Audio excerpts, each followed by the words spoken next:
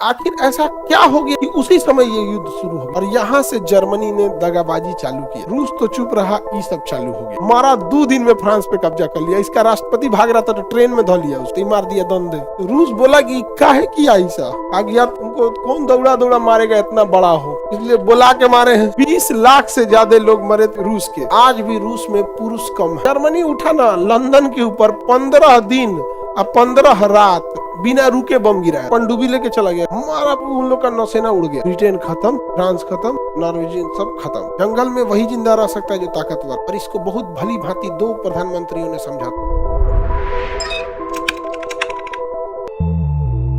Second world war का main कारण क्या बनता है? जर्मनी। देखिए, सेकेंड वर्ल्ड वॉर जो होता है, ये दुनिया 2 भाग में बट गई थी।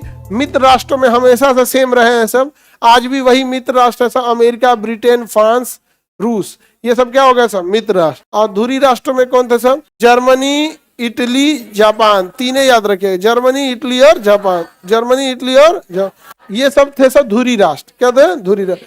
देखिए, द्वितीय विश्व युद्ध का सबसे बड़ा कारण था वर्साई की संधि में जर्मनी का अपमान। ये सबसे बड़ा कारण था। जर्मनी का इतना अपमान हो गया था कि कोई उस चीज को सहन नहीं करेगा। लेकिन कोई ना कोई तात्कालिक कारण तो होगा कि आखिर ऐसा था। ठीक है, असंतोष पनप रहा था, बहुत सारी चीजें थी, लेकिन ऐसा क्या कारण था जो उसने अचानक से क्या कर दिया, मतलब विद्रोह करने पे मजबूर कर दिया? नहीं समझ में आ गया। असंतोष पनपता है, जैसे भारत के हर इंसान के अंदर एक तरफ का अनसेटिस्फेक्शन रहता है, असंतोष रहता है करप्शन को लेके कि यार बहुत करप्शन है, अधिकारियों से लेके और सबके बीच में करप्शन बहुत ज्यादा। लेकिन कोई ना कोई तात्कालिक कारण तो होगा कि आखिर अचानक क्यों विद्रोह हो गया। नहीं समझ में आ गया किसी को दिक्कत? तो करप्शन का वैसे ही द्वितीय विश्व युद्ध का जो मेन कारण था वो था वर्साई की संधि। लेकिन आखिर ऐसा क्या हो गया 1939 में कि उसी समय ये युद्ध शुरू हो गया? उसका एक बड़ा कारण था जर्मनी। जर्मनी एक छोटा देश था और यहाँ पर ना हथियार ज्यादा, इंडस्ट्रियलाइजेशन बहुत ज्यादा था। आज भी जर्मनी के लोग बहुत ज्यादा इंडस्ट्रियलिस्ट होते हैं। और जर्मनी जो था, इसने देखा कि हम क्या करें, हमारे पास उतना अनाज नहीं है, तो इसने रूस से समझौता किया कि हम तुम्हें मशीनरीज देंगे। क्या देंगे? मशीनरी। इंडस्ट्रियलाइजेशन है हमारे पास, तुम्हें जो मशीनरी चाहिए बदले में तुम हमें क्या देना? अनाज देना। अब अनाज के साथ खासियत क्या है? गोदाम में आराम से भंडारित करके रख सकते हैं। इतना बड़ा गोदाम में आप गेहूं भर के रख दीजिएगा तो आराम से आपका समझिए कि एक गांव ना 1 साल खाएगा। इतना बड़ा में, क्योंकि बोरा में भर के पूरा नीचे से ऊपर तक साज दीजिए, क्या जाता है? अनाज बोना मुश्किल है, उगाना मुश्किल है, स्टोर करना में क्या जाता है? नहीं समझ आएगा। स्टोर करने के लिए गेहूं रख लीजिए और खराब भी नहीं होगा, चावल रख लीजिए खराब नहीं होगा। तो इसने क्या किया ना, लाखों टन अनाज रख लिया। इससे मंगा के, रूस से मंगा के लाखों टन हथियार क्या कर लिया, अनाज रख लिया। और लगभग 4-5 साल का अनाज का काम हो गया। आज भी भारत में इतना गेहूं है कि हम लोग 3 साल रख सकते हैं। इतना गेहूं है हम लोग के पास, बहुत ज्यादा है। हर किसान जितना उगाता है उतना खाता थोड़ी है, नहीं समझे? और शहर वाला सब उतना खाना वाना नहीं खा पाता है। शहर वाला तो सबसे पहले कम खाता है, सब रोटी कम खाएगा, 4 गो 5 गो रोटी खाएगा और पैसे नाश्ता कर भी नहीं करेगा। शहर वाला सब 10 बजे उठता है, नाश्ता का टाइम कहाँ बचल है? अब गाँव वाला 8 बजे का नाश्ता कंप्लीट, 8 बजे तो उसका गाँव का क्या हो गया, नाश्ता कंप्लीट, और भी भर पेट। तो अनाज भर लिया कौन? जर्मनी। और मशीनरी भी उसको दिया। और जर्मनी और रूस के बीच में एक समझौता हुआ, ये दोनों एक दूसरे पे आक्रमण नहीं करेंगे। और यहां से जर्मनी ने दगाबाजी चालू किया। जर्मनी ने रूस से कहा कि हम पोलैंड पे कब्जा करने जा रहे हैं, हम पोलैंड पर कब्जा करने, तुम बोलना नहीं, तुम कुछ बोलना नहीं। जर्मनी ने कब्जा कर लिया किस पर? पोलैंड। कहा कि हम कब्जा करके आधा पोलैंड तुमको दे देंगे, रूस को। इसलिए रूस चुप रहा। रूस क्या रहा? लेकिन जैसे ही जर्मनी ने पोलैंड पर आक्रमण किया, रूस तो चुप रहा, ये सब चालू हो गया। सब काहे किया रे, काहे मारा, एकदम मानवाधिकार का हनन है, तुम टेररिस्ट है, तुम उग्रवादी है, संधि समझौता नहीं मानता है। इधर पूरा पोलैंड पर अधिकार किसने कर लिया? तो जो द्वितीय विश्व युद्ध का तत्कालिक कारण था, जो उस समय का कंटेम्प्रेरी मेन रीजन था, एट ए टाइम जो हुआ था, वो क्या था? जर्मनी का पोलैंड पर आक्रमण। और जर्मनी ने जैसे पोलैंड पर आक्रमण किया, इधर से किसने आक्रमण कर दिया? फ्रांस ने। और आप बताओ, जर्मनी सबसे ज्यादा अगर किसी से नाराज था तो फ्रांस से नाराज था। किससे नाराज था? मारा 2 दिन में फ्रांस पे कब्जा कर लिया। इसका राष्ट्रपति भाग रहा था तो ट्रेन में धो लिया, उसको ट्रेन में से खींच के उतार, चल चल चल चल निकल। और उसी वर्साई के महल में ले गया, कहा साइन कर उसी वर्साई के महल में। समझ में गया कि नहीं गया? भागता है ट्रेन में, पूरे फ्रांस पे कब्जा कर लिया किसने? जर्मनी। और लिखा कि जितना युद्ध में खर्चा हुआ है सारा फ्रांस देगा वापस। अकाली अब तक जितना कोयला ले गए हो उसका इंटरेस्ट ब्याज जोड़ के जर्मनी को लौटाना होगा। किसको? फ्रांस को। कोयला ले गया था ना यहाँ पे, पूरा का पूरा ले गया था। उसके बाद था फ्रांस के खनिजों पर जर्मनी का अधिकार होगा। आगे हमसे समझौता करा तो जर्मनी के लोग इतना खुश कि हमने देवता चुन लिया हिटलर को। हमारा खोया हुआ सम्मान किसी ने लौटाया तो किसने लिया? हिटलर। इतना मार मारा जर्मनी को, इतना मार मारा ना फ्रांस को, फ्रांस बर्बाद हो गया। फ्रांस बचा ही नहीं फ्रांस। तो इसको बचाने के लिए आया ब्रिटेन, और यहाँ एक समुद्र का किनारा है इसका नाम है नारमंडी। क्या नाम है? नारमंडी। उस पर इतना बम गिराया ना, इतना बम गिराया कि ब्रिटेन वाला पानी में कूद के जान बचाया। ब्रिटेन वाला पानी में कूद के जान बचा। फ्रांस खत्म। फ्रांस क्या हो गया? खत्म। और इधर पोलैंड को तो इसने कब्जा कर लिया। और जर्मनी उठा ना लंदन के ऊपर 15 दिन और 15 रात बिना रुके बम गिराया। बिना रुके 15 दिन 15 रात बम गिरते रह गया था। 24 घंटा तार तार तार तार एकदम बम गिरता था। अच्छा, जर्मनी ने इस बात को जानता था कि मशीनें नहीं थकेंगी लेकिन पायलट थक जाएगा। मशीन को 1 घंटा रेस्ट दे दीजिएगा, मशीन फिर से काम चलने लगेगी। लेकिन ह्यूमन को, और भी एक पायलट है, उसका बड़ा टफ जॉब होता है पायलट का। बहुत टफ काम होता है एक पायलट का। इतना मतलब समझिए, इतना कॉन्शियस। एक मोटरसाइकिल चलाना, एक जहाज चलाना, जमीन आसमान का अंतर होता है। अरे मोटरसाइकिल में क्या होगा? देर से देर खेत में लेके उलट जाएंगे। और क्या होगा? हाथ गोड़ टूटेगा। नहीं समझे? हेलमेट पहने हैं तो बचने की संभावना पूरा है। और उसमें तो जर्मनी ने क्या किया, जब अपनी लड़ाकू जहाजों को रखा था, लुफ्तवाफ कहता था, तो उन लड़ाकू जहाजों में एक जहाज पर 15-15 पायलट को ट्रेनिंग दिया था कि सुबह एक जहाज लेके उतरा, वापस आया दूसरा पायलट, उसमें फ्यूल भरा गया, हथियार भरा गया, वो पायलट सोने चला गया, दूसरा पायलट रेडी हुआ, धंधे लेके उड़ गया। और ब्रिटेन के पायलटों की संख्या कम हो गई थी। वो बेचारा ब्रिटेन के पायलट नींद में पागल थे सब। यहाँ पे ब्रिटेन के पायलट क्या ऐसे हो रहा था, जहाज लेके सो गया था सही से। जहाज में सो, भाई आप कितना दिन, एक दिन नहीं सोइएगा तो पागल हो जाइएगा, समझे। और उसके बाद से इसने पनडुब्बियों को भेज दिया। किसने? जर्मनी ने। और पानी के नीचे नीचे पनडुब्बी थी, नॉर्वे, स्वीडन, फिनलैंड की नौसेना को खत्म कर दिया। कौन? जर्मनी का पनडुब्बी लेके चला गया, खत्म कर दिया। तो मार किधर से रहा है? तो पनडुब्बी पानी के नीचे रहती थी, एक छोटा सा पेरिस्कोप बाहर निकालती है, एकदम छोटा सा, और भी ब्लू कलर का रहेगा, वो पानी में दिखेगा ही नहीं, और उसमें से पूरा समुद्र दिखेगा। समुद्र में आप छुप ही नहीं सकते, चारों ओर घुमा के देख लो, अच्छा इधर है, बस मिसाइल लगा के धंधे मार देगा, अंदर अंदर खत्म कहानी। और वो एक बार नीचे गया आपको दिख भी नहीं करेगा किधर है। नहीं समझ गया? हमारा पूरा उन लोग का नौसेना उड़ गया। ब्रिटेन खत्म, फ्रांस खत्म, नॉर्वेजियन सब खत्म, पोलैंड तो पहले खत्म। यहाँ एकदम हिटलर ने इतना अंधाधुन किया। 1942 आते आते ब्रिटेन को ना मंगा बना दिया। किसने? डेली 300 करोड़ रुपया फर्जी नोट छापता था ब्रिटेन का, नकली नोट। इंग्लैंड का नकली नोट छापता था 300 करोड़ रुपया का डेली। और उसकी एयरफोर्स जाती थी, बम गिरा के जब लौटती थी ना, तो ड्राम में वो रखती थी नोट, वो गिरा देती थी। चलो, और लोग बटोर लेते थे फर्जी नोट। फर्जी नोट का बोझ किस पे पड़ेगा? सरकार पे पड़ेगा, क्योंकि सरकार को उतना ओरिजिनल वैल्यू देना पड़ेगा। ब्रिटेन परेशान हो गया, तो ब्रिटेन ने भेजा भारत में क्रिप्स प्रस्ताव कि अगर भारतीय हमारा साथ देते हैं तो भारत को हम लोग आजाद करेंगे, संविधान बना देंगे, कार्यकारी परिषद में 14 में से 12 भारतीय सदस्य ही रहेंगे, केवल वायसराय और सेनापति अंग्रेज रहेगा। काहे? इस प्रेम का कारण क्या है? हाँ, नहीं समझ आ गया? क्रिप्स प्रस्ताव आया और इसकी भनक लग गई महात्मा गांधी को, कहे कि यही समय, भारत छोड़ो आंदोलन। क्या करो? भारत छोड़ो आंदोलन। नहीं समझ आ गया? तो पढ़ा लिखा इंसान इन दोनों घटनाओं को जानता है।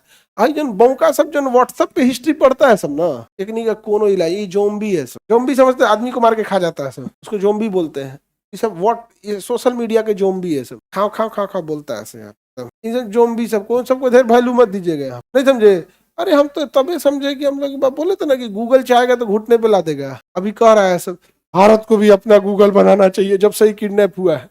जब हम बोल रहे थे तो काहे खराब लग रहा था तुमको को? बहुत टेक्नोलॉजी में जर्मनी जीता क्यों? टेक्नोलॉजी के वजह। लेकिन हिटलर को घमंड हो गया। हिटलर रूस से क्या किया था? अनाक्रमण संधि, हम एक दूसरे पे आक्रमण नहीं करें। तो जब चारों ओर से कब्जा कर लिया हिटलर ने, यहाँ से उसने सबसे गलत स्टेप लिया। उसने रूस से कहा कि तुम आधा पोलैंड ले लो, आओ यहाँ सेना रखो, तब ना ले जाओगे, आधा हम ले लेते। ये अपनी पूरी सेना ले आके कहाँ रख दिया? पोलैंड। जब पोलैंड में सेना रखा ना तो मार दिया दंदे। तो रूस बोला कि काहे किया ऐसा? आ गया तुमको कौन दौड़ा दौड़ा मारेगा, इतना बड़ा हो, इसलिए बुला के मारे हैं।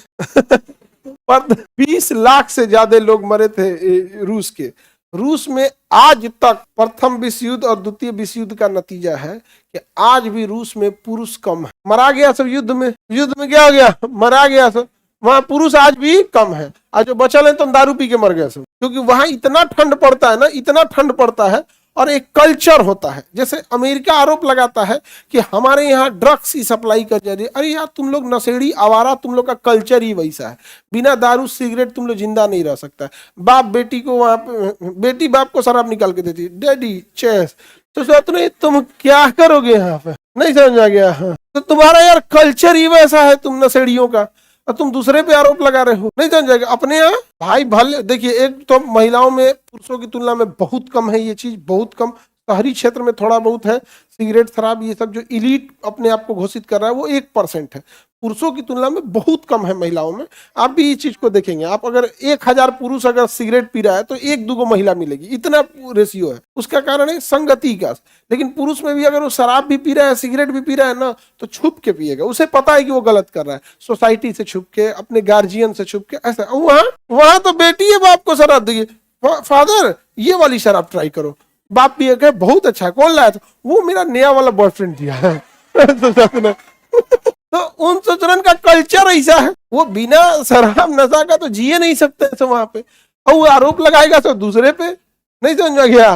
रूस का कल्चर ऐसा है, वहां पे ठंड इंडिया में भी पड़ती है, जम्मू कश्मीर में जैसे जम्मू कश्मीर का ठंड पड़ता है वैसे रसिया का ठंड पड़ता है। क्या जम्मू कश्मीर का आदमी शराब पी के घूमता है? नहीं। हमारे यहाँ हिंदी में अपने यहाँ देखिए, हल्दी दूध पी लीजिए, जायफल रगड़ के, हल्दी दूध तो इंसान जायफल रगड़ दीजिए, नहीं समझ आएगा। एक वो जायफल खा लो धुआं छोड़ने लगेगा। कसैली की तरह होता है ना जायफल, हल्का सा रगड़, तो छोटे बच्चों को 2 बार 3 बार ऐसे से रगड़ दिया जाता है वहां पे, उसको दूध में मिला के उसको दे दिया, तो बहुत गर्मी कर देता है। हल्दी दूध जायफल ये सब दुनिया भर का अपने यहाँ है। अपने यहाँ जो आयुर्वेद है, आयुर्वेद में देखिए ठंड के लिए च्यवनप्राश बनाया था, बनाया था कि नहीं बनाया था? वो पतंजलि बनी ले। हाँ वो तो अलग चीज है।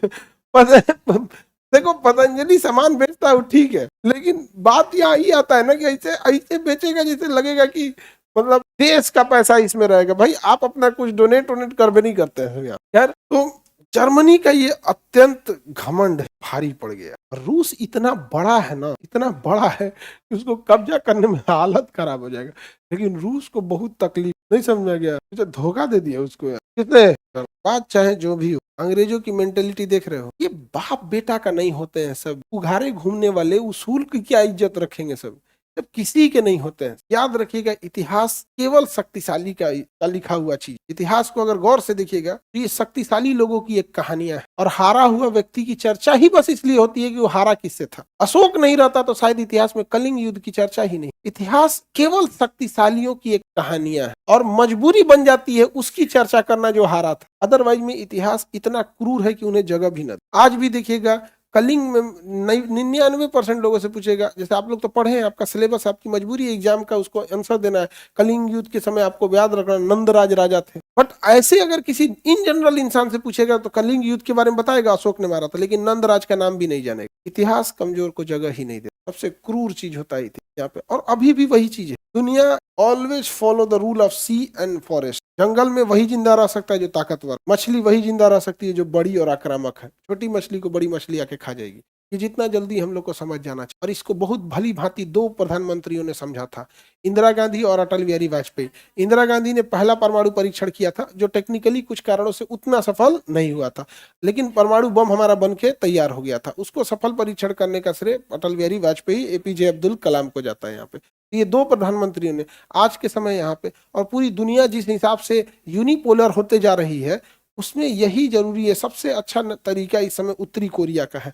उत्तरी कोरिया अमेरिका को कहता है कि हमको मारोगे तो हम तुमको नहीं मारेंगे, हम जापान पे परमाणु बम मार देंगे और नॉर्थ साउथ कोरिया पे मार देंगे। ये कहता हम क्या किए? कहा कि चट्टा सब, अमेरिका का गुलामी, अमेरिका से दोस्ती, हम मरेंगे तो अकेले मरेंगे। अब बहुत अच्छा करता है, बहुत अच्छा करता है। यही तरीका ही है उसे रोकने का। नहीं समझ में गया? सद्दाम हुसैन पे किए थे लोग ने यहाँ पे, तो सद्दाम हुसैन पूरा पेट्रोल का कुआं छोड़ दिया था अरब सागर में, किसमें? फारस की खाड़ी। समझा गया कि नहीं? यहाँ पे हम क्यों, हम देखते हम दिवाली के दिन कभी नहीं कहते पटाखा नहीं छोड़ेंगे। इस बार दिवाली में अभी से तैयारी कर रहे हैं। नहीं समझा गया? एकदम इजराइल टाइप का हम पटाखा छोड़ेंगे इस बार दिवाली में। प्रदूषण की जिम्मेदारी अकेले हम लेंगे। तुम ससुरा टन का टन परमाणु हथियार मारो, युद्ध मारो, हम लोग के दिवाली का मिर्चैया बम से थोड़ा दिक्कत है। अब वायु प्रदूषण लिमिटेड चीज नहीं होता, आज इधर से फिर उधर जाएगा। हम प्रदूषण करेंगे अब पृथ्वी गोल घूमेगी, फैल जाएगा। नहीं समझे? हम ये सब नहीं भाषण देते, हम छोड़ते हैं, हम अभी भी बोल रहे हैं, हम एकदम बढ़िया अभी से तैयारी कर रहे हैं छोड़ने के लिए। इवन कि हम तो रॉकेट किस पे छोड़ेंगे उसका हम स्टैंड बनवा रहे हैं, क्योंकि इस बार रॉकेट छोड़े तो गिर गया था। हमने जो रॉकेट छोड़े उसमें 200 रॉकेट एक बार में, जब रॉकेट निकलता है ना तो झटका देता है, तो ये थोड़ा इधर उधर हो जाता है, तो इसको हम स्टैंड बनाए। इस बार हम पूरा भयानक सोचा तो चाहे यूएनओ में केस हो जाए। नहीं समझा गया? जब अमेरिका का राष्ट्रपति डोनाल्ड ट्रंप यूरोप को कहता है कि सोलर एनर्जी पे क्यों जा रहे हैं, विंड एनर्जी पे क्यों जा रहे हैं, क्योंकि उसने कब्जा किया है पेट्रोल। फिर भैया जब तुमको पेट्रोल जलाने में दिक्कत नहीं है, हमको नहीं दिक्कत। नहीं समझा गया? कोई पूछेगा काहे ऐसा कर, हमसे कोई पूछता है काहे ऐसा कर, हमको ट्रम्प से प्रेरित है। हमको पता है किस इंसान को कैसा जवाब दिया जाता है। समझा गया कि नहीं? हमें गिटार और बंदूक दोनों आता है, सुनेगा कौन ये पता नहीं, इस सामने वाले पे डिपेंड करता है कौन से धुन पे नाचेगा वो। ठीक है, तो उसी हिसाब से दुनिया में मारा सब, प्रथम विश्व युद्ध, द्वितीय विश्व युद्ध, कार्बन का लेवल बढ़ा दिया सब। आज पहले कार्बन 0.01% था, आज 0.03% है, प्रथम द्वितीय विश्व युद्ध और औद्योगिक क्रांति के बाद। हम लोग को ही समझाएगा सब यहाँ पर, नहीं समझा गया? और हम लोग दिल्ली के थोड़े हैं कि वहां प्रदूषण है। अभी दिल्ली में कौन दिवाली हो रहा है एकदम अजीब हो गया है दिल्ली, सांस ले दिक्कत हो गया है यहाँ पे, दिल्ली वाले लोग का बहुत प्रॉब्लम हो रहा है ना।